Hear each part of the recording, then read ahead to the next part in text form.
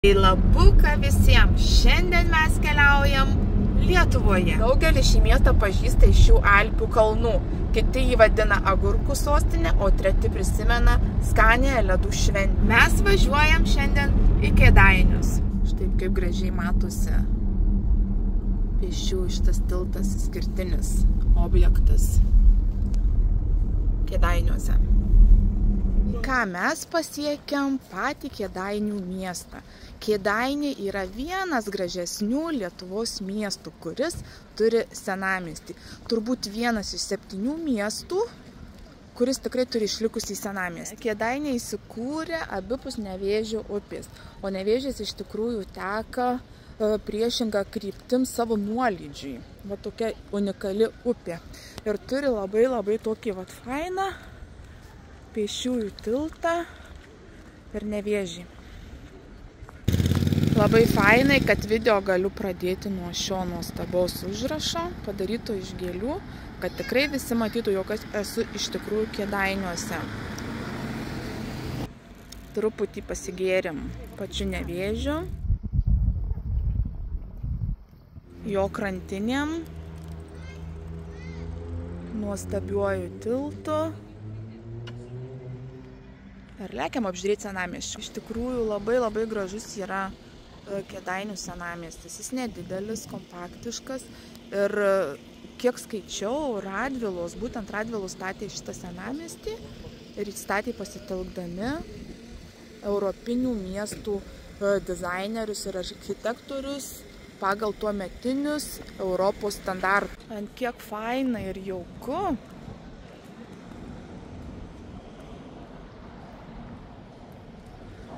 O čia šitie tie tokie pastatai, tai man labai tikrai primena Lenkiją ir primena Gdanską.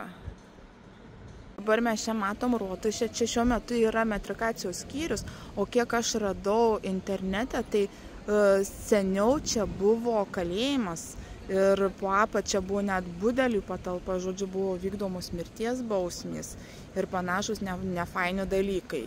Turėjo tokį rotušės laikrodį. Šiuo metu neliko, iš tikrųjų tas pastatas buvo didesnis, bet buvo sugriautas ir statytas tik tai po karo. Ir ten viduj kiemelėje turėtų kažkokių tai įdomybių būti.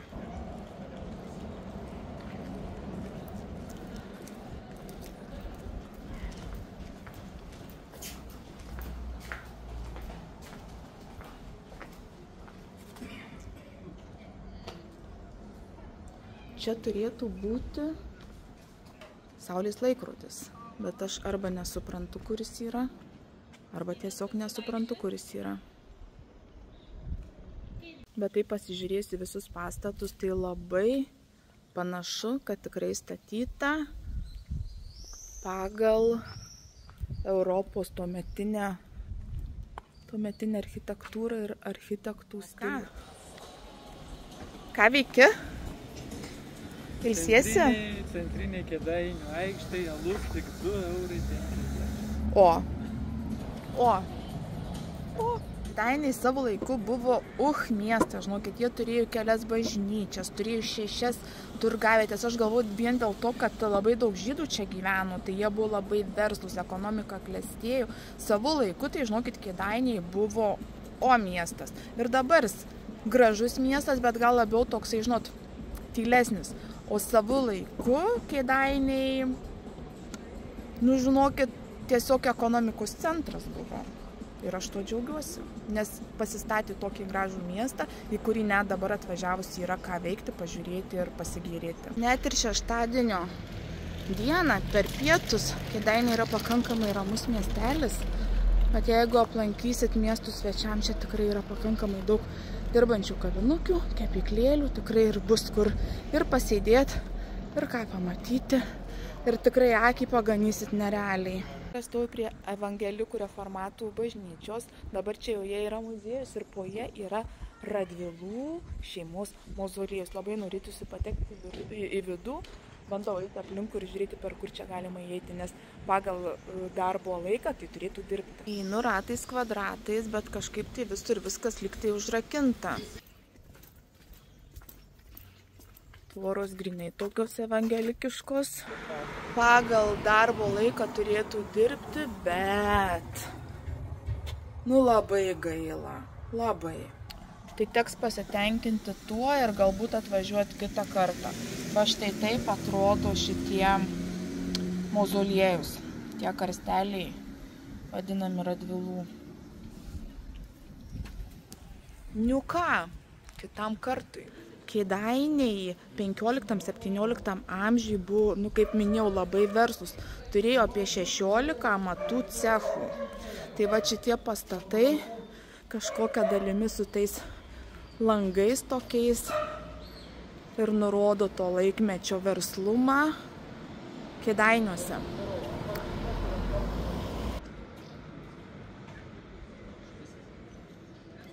Pažiūrėkit. Bet kokia gera idėja. Kaip įspūdingai atrodo, ne tas žodis. Čia net nespėjau renovuoti pastato, sudėjau šitos tokius langines ir languose veiksmą ir kaip gerai atrodo, ne tas žodis. Pažiūrėkit, tas pastatas iš visų pusių turi tokius meno dalykus. Tikrai žiūri tos langus ir gali pamatyti visą tą tokią istoriją Kėdainių.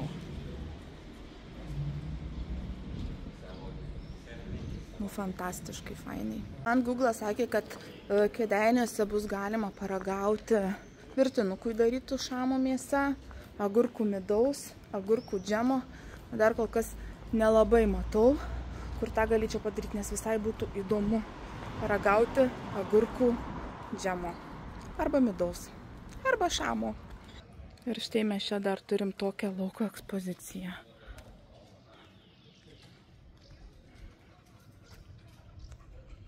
Kadangi jau, kaip sakiau, Kėdainiai buvo žiauriai verslus miestas ir turėjo net 6 turgavietės tokiam nedideliam miestui, tai norisi bent vieną rasti, pamatyti, kurioj tai vietoj buvo. Ir tai buvo prie vienų žydų sinagogos.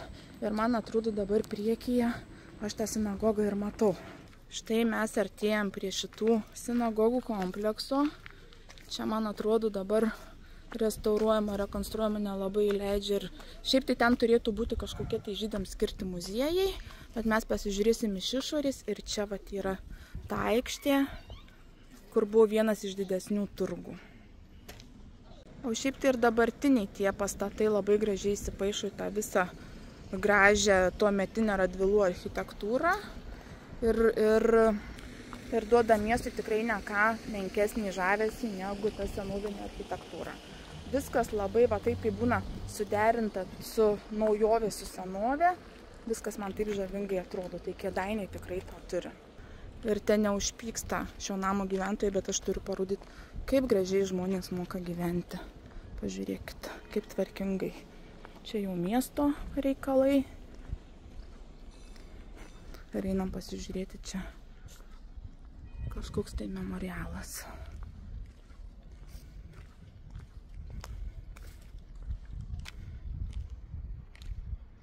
Tautų teisuoliai.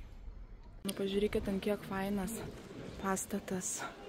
O jame savo švaros prekės. Nerealiai gražu.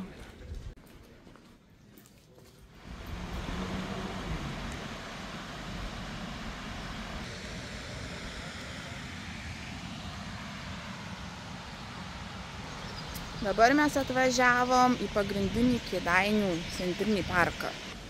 Kokio nuostabumo ir žalumo yra šitas parkas, tai tiesiog vau.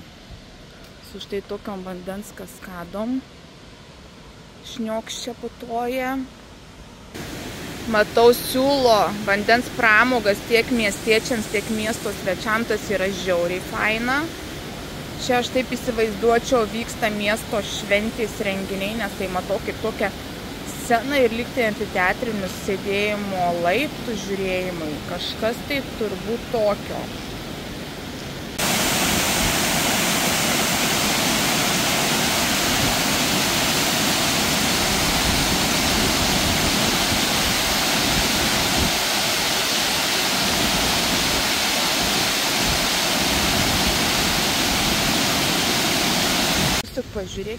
tiek žalumos.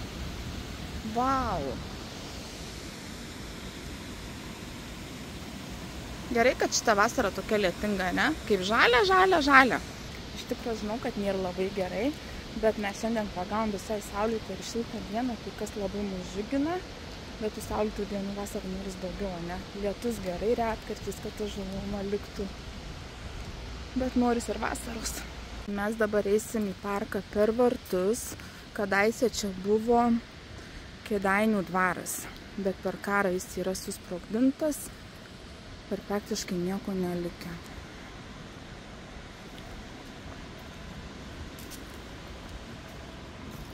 Kėdainių dvaro sodybos parko žemėlapis. Mes pabandysim aplankyti gyvai visas šitas vietas. Pasakyti, jog man patinka Kėdainiai, tai tas pats, kas nieko nepasakyti. Nu, man jie žiauriai patinka. Labai patinka.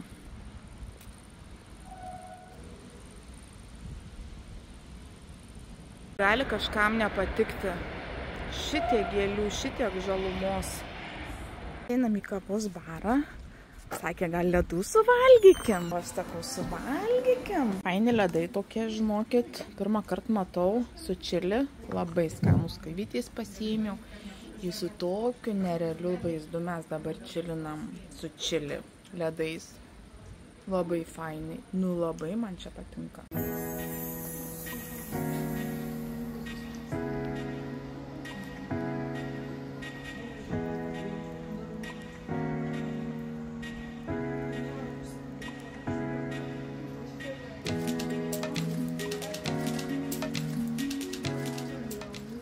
Čia, žinokit, jau dabar kuriu, jeigu kas patikslinkit, bet man čia labai panašu į tų rūmų, nes čia vat užrašas yra, kad susprogdino.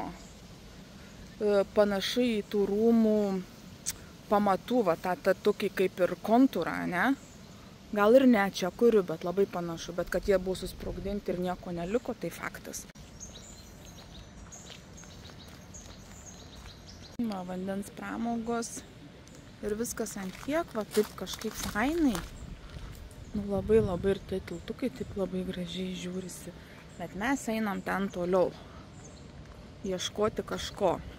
Ar žinokit vėl, kur iš to dvaro sodybos susprogdintos buvo belikę rūsiai tokie. Šiaurinis, man atrodo, ir pietinis. Ir aš dabar galvoju, ar čia ne to rūsio kažkokios, tai vat kažkas tai. Kėdainiečiai. Taisykit mane, jeigu klystu, nes šiaip tai labai įdomu, ką aš čia matau. Va čia tai... Aš labai mėgstu dvarus. Pas mane labai daug video tikrai su architektūra, dvarais, rūmais, nes labai mėgstu. Į vidų man gali ir, kaip jau visur minėjau, galiu ir neiti. Bet iš išorės man pažiūrėti tiesiog vau. Bet ir gamta. Ir gamta man, va, pažiūrėkit aplink tą parką. Tiek žalumos. Kažkas sakė, kad Lietuvoje nėra ką pamatyti, nėra kaip ką, nu yra ką pamatyti, yra į ką pažiūrėti ir labai graži Lietuvos gamta. Jūs pažiūrėkit, kokios spalvos. Nu, jūs tik pažiūrėkit. Aš negaliu atsidžiaugti mūsų Lietuva. Aišku, dabar einam su vyru ir taip šnekam. Sakau, aš vis tiek daugiau viską filmuoju video tuos užsienyje. Ir man taip keista, atrodo, įsijautus filmuoju, kažką tai rodau ir girdėt lietuvių kalbą, taip noris angliškai kažką tai šnekėt, kažkokią kitokią kalbą girdėt, nes Lietuvoje tų video tikrai mažai esu dariusi. Ir tas toksai jausmas, kad aš ne Lietuvoje, kadangi filmuoju video. Bet manau, kad visai būtų įdomu pavažinėti po Lietuvą ir pafilmuoti gražių Lietuvos vietų. Tai aš manau, kad po biškelį tą idėją savo gyvendinsiu ir važinėsiu po Lietuvą. Jeigu norit, kad aplankyčiau jūsų miestą ir parodyčiau, galit pakomentuoti, iš kokių jūs miestų esat. Ir galbūt aš tikrai atvažiuosiu pas jūs ir įkelsiu video iš jūsų miesto. O tuo tarpu mes esam Kėdainiuose. Va, kokio nuostabumo parkas. Vau. Bet ir ne tai norėjau parodyti. Einam toliau. Ką, ėjom, priėjom. Per tokį gražų tiltuką mes einam prie Kėdainių minareto. Minaretas irgi, va, kaip matot, yra tvarkomas, naujinamas ir panašiai. Ir tą minaretą Kėdainiam pastatė vokiečių kilmės rusų armijos generolas grafas Eduardas Totlebenas, jeigu teisingai pasakau vardą. Tuo metu tas generolas vadovavo rusų armijai kovai su turkais. Ir sklando tokia nerašyta istorija, kad jis toj kovoj įsimylėjo turkę. Ją paėmė ir parsivežė į Lietuvą ir jai pastatė mečetę. Jai vieninteliai. Šiaip ta mečetė nekvietė jokiom maldom, nieko, jokios giesmės musulmoniškus. Čia neskambėjo, tiesiog stovėjo jinai ir visi manė, kad tai būtent jai vienai melstis palei jos tikėjimą ta mečetė buvo pastatyta. Bet kaip ir daugelį gražių dalykų, pastatų, objektų ar dar kažko susprogdino vokiečiai per karą. Ir išliko tik tai vienintelis tas minaretas, kurį, kaip matot, kėdainiečiai labai myli, prižiūri ir karts nuo karto jį atnaujina, tvarko, kad jis toliau stovėtų ir primintų šią gražią meilės istoriją. Nes vis tik, manau, reikia saugoti tą grožį, nors ir dalelę jo likusio po karo, saugoti dėl istorijos, dėl mūsų pačių, dėl mūsų vaikų, anūkų, kad matytų realią istoriją iš tokių gražių paminklų. Dabar čia renkasi musulmonų tautybės žmonės, prisiminimą, maldą ar dar ką. Va, šunikė sėdi. Negražiai gal pafilmavau, bet norėjau parodyti, kad tas objektas ne tik mum lietuviam, bet ir patiem musulmonam dar yra vis tik labai reikšmingas. Labai ačiū Jums, kad buvot su manimi Kėdainiuose. Ir dar nekviečiu Jūsų atsisveikinti, nes labai kviečiu Jūs sekančiam video, kur mes dabar važiuojam į Kėdainių rajoną aplankyti kai kurių Kėdainių dvarų, kurių Kėdainių rajone yra begalė, ir važiuosim į Lietuvos centrą. Tai neatsisveikinu, kviečiu įspausti mygtuką ir eiti į sekantį video. Ir nepamirškit laikų, nepamirškit komentarų, nepamirškit dalintis, nepamirškit subscribinti, kad pamatytumėt, kada aš įkelsiu sekantį video iš būtent Kėdainių rajono.